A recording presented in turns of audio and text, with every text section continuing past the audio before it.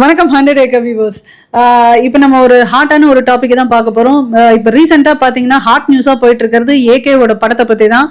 இளையராஜா அவர்கள் நோட்டீஸ் விடுறாரு. இளையராஜா அவர்கள் இப்போ வர வர வந்து நம்ம பாத்ரூமில் பாட்டு பாடினா கூட அதுக்கும் வந்து காப்பிரைட் இஷ்யூன்னு வந்துருவார் போல். அந்த மாதிரி ட்ரெண்டிங்கில் போயிட்டு இருக்காரு. அதனால என் வீட்டிலலாம் பார்த்தீங்கன்னா இளையராஜா சாங் பாடினோடனே வாயை பொத்திப்பாங்க. ஓகேங்களா, அந்த ரேஞ்சுக்கு போயிட்டு இருக்கு. ரொம்ப என்ன சொல்றது, இவ்வளோ பிளஸ்டா இருக்கிற நீங்க இப்ப புதுசா வந்தவங்க, அதுவும் ஜிவிலாம் வந்து உங்களுக்கு ஒரு பையன் மாதிரி அவர் ஆல்ரெடி வந்து என்ஓசி வாங்கியிருக்கிறதா தான் நியூஸ் வந்துகிட்டு இருக்கு. அப்படி இருக்கும் பட்சத்தில் நீங்க வந்து ஜிவி இப்படி போட்டாரு அப்படி, அதுவும் ஜீவா பார்வையில கழுவி ஊத்துறீங்க.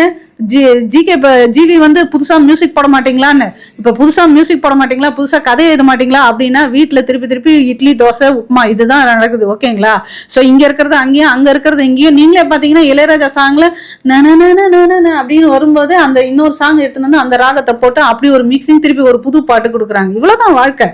அதனால நீ எந்த யூஸ் பண்ணிட்டேன்னா அப்போ உங்க சாங்ஸ் எல்லாமே பழைய இரும்பு பொட்டிலே இருந்தா ஓகேவா?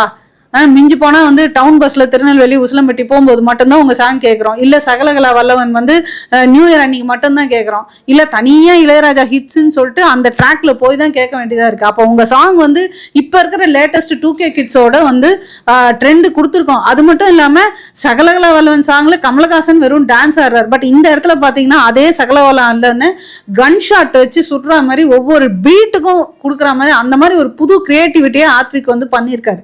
ஸோ இந்த பீட்டை வந்து ரீமிக்ஸ் கொடுத்தா அந்த ஜிவியும் நம்ம பாராட்டணும். ஸோ இந்த மாதிரி புதுசாக வரவங்களை நீங்கள் பாராட்டி எல்லாருமே இது பண்ணுமே தவிர அதை விட்டு எனக்கு காசு கொடுன்னு கேட்கறது நியாயமும் இல்லை. 5 பாட்டை நீக்குன்னு சொல்றது நியாயமும் கிடையாது. 5 பாட்டெல்லாம் நீக்குனா அந்த படமே செத்து போயிடும். ஏற்கனவே நாங்கள் போன வருஷம் ஃபுல்லாக படம் பார்த்து எங்கள் காசெல்லாம் அழிஞ்சு போச்சு. 10 நிமிஷம் பிரோஜனம் இல்லாமல் நிறைய படம் வந்து வருது.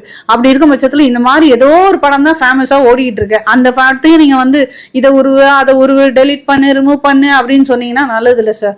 அதனால யூஆர் ஆல்ரெடி பிளஸ்டு. அதனால புதுசாக வரவங்கள நீங்கள் வந்து பாராட்டி தான் ஆகணும். அதை விட்டுட்டு நீங்கள் ஆல்ரெடி வந்து ப்ரொடக்ஷன் டீமில் ஆல்ரெடி காசு வாங்கியிருக்கீங்கன்னும் போது மீண்டும் காசு கொடுன்னு கேட்கறதுல எந்த விதத்துல நியாயம் நான் படலை. நீங்கள் என்ன சார் நினைக்கிறீங்க? இருங்க.